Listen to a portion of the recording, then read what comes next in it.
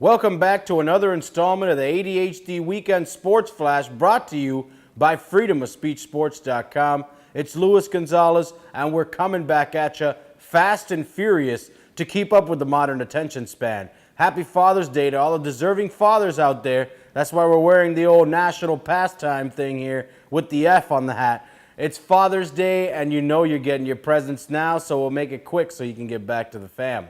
In baseball, Troy Tulowitzki was reactivated from the DL from his quad injury by the Blue Jays. You got David Ortiz, who hit his 521st home run, moving him into 19th place all-time. The Orioles reactivating shortstop Hardy and Gallardo off the DL. And you also got the Rockies' Chatwood, who exited with an undisclosed injury.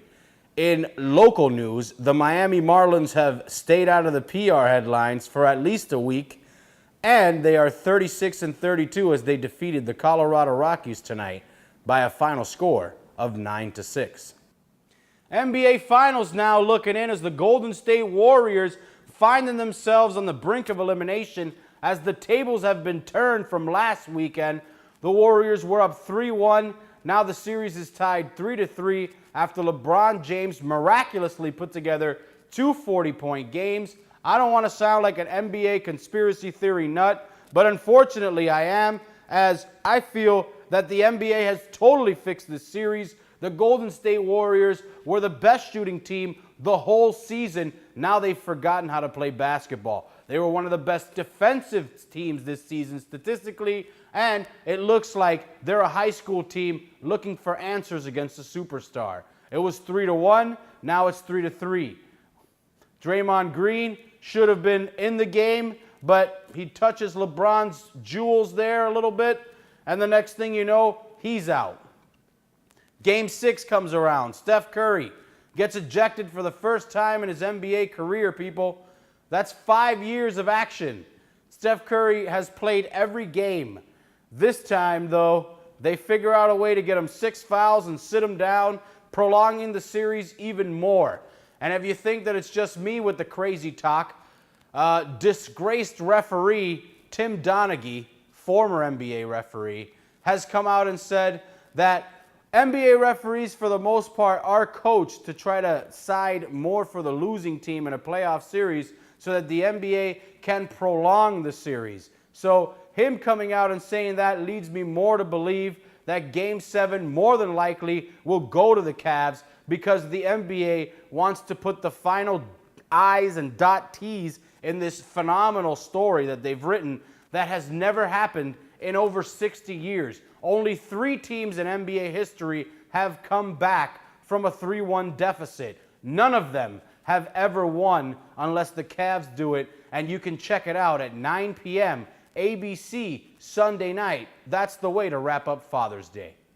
Going from LeBron, who unfortunately is going to take us for the next couple of months, it's going to be scenes from, Sports Illustrated, buy this DVD of how great the Cavaliers are because we fixed the season. And then it's baseball carrying us for 2 months, but it's football that we're all looking forward to. It only hits in August. Unfortunately, reports out of camp, unless they're signing people or unless people are taking contract reductions, is reports like this out of San Diego camp where Jaleel Adai picks off the interception for the first OTA minicamp, runs it back 80 yards while his San Diego Charger teammates are boisterously and joyously running down the field with him. This is what we're reporting on OTAs. These guys who just pick off a football in shorts, run it down the field, and will probably never do this in a regular season game. A gentleman that unfortunately I've never heard of in my life and might very well be a Best Buy employee by the end of training camp. And this guy is loving his life, which by all means, I'm not mad at Jaleel Adai. Enjoy yourself. You're an NFL player. I've never heard of you. You're probably not going to be an NFL player much longer. And this is the person that we're reporting on. This is what Eric Williams, ESPN staff writer over there at ESPN, decided to put together a story on. The fact that the San Diego Chargers took a pick to the house in shorts. It's horrible. Let me give you real news and notes. what you really need from the NFL. Like Michael Orr, the blind side over there, protecting Cam Newton's blind side, 3-year extension, $21.6 million, $9.5 million guaranteed. He'll be doing so until 2019. Speaking of another player who's going to be on their prospective franchise for a couple years to come, Fletcher Cox signs one of the best defensive tackle contracts in the NFL. A 6-year extension worth $103 million. That'll keep him in an Eagles uniform until 2022. Jake Long, ex-Dolphin, All-Pro, and 4-time Pro Bowler, wants to get back in the NFL.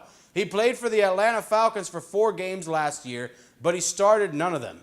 He says he has lost weight, and he says for the first time in years, both his knees feel healthy, and he is ready for a return in the NFL. Dolphins, I'm looking at you. I'm wearing the guy's old number. Let's sign him for nothing, and we either get the first-round pick that we drafted back, or if he sucks, you cut him, and who cares? All right? More of the other football now as we move on to soccer. Copa America Centenario, and it's Argentina taking out Venezuela 4-1. Chile beat the shit out of Mexico 7-0. Go get them, Chilena. What else happened here? You got USA beating Ecuador 2-1. And then lastly, but not leastly, Colombia beating Peru 0-0. How that happened, I don't know. I don't understand how soccer does this weirdo shit with points from the game before or something weird. Say you get extra credit. It's like in high school when you scored 105 on this test, but you got 85 over here so that you can move the 5 over here and then you won this test too. I don't know. Weird. But that's what's going on in Copa America. And then I promised you, knowing what's going on with the Euro Cup, okay, this is what's going on. Belgium destroyed the Republic of Ireland 3-0. Then it was Hungary, it was Iceland, and they're both hungry for a victory as they tie 1-1. All right? I don't know if they have one of those extra point things going on. The ESPN didn't designate that to me. And then lastly but not leastly, Portugal and Austria must be looking for some shrimps on the Barbie because it was 0-0, another tie. What do you do? What do you do with Euro Cup action? I'll tell you what you do after this weekend. Monday, it's going to be Russia versus Wales, unless Russia gets kicked out by the UEFA before then, because Russian fans have been tumultuous at best in this Copa.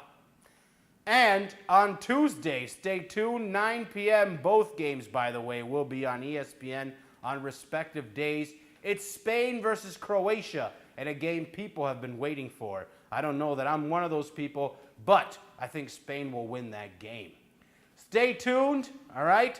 We'll come back at you next week, but it's the ADHD Sports Flash, and that's your weekend update, baby. Hope you enjoyed it. See you later. We'll be back on freedomofspeechsports.com.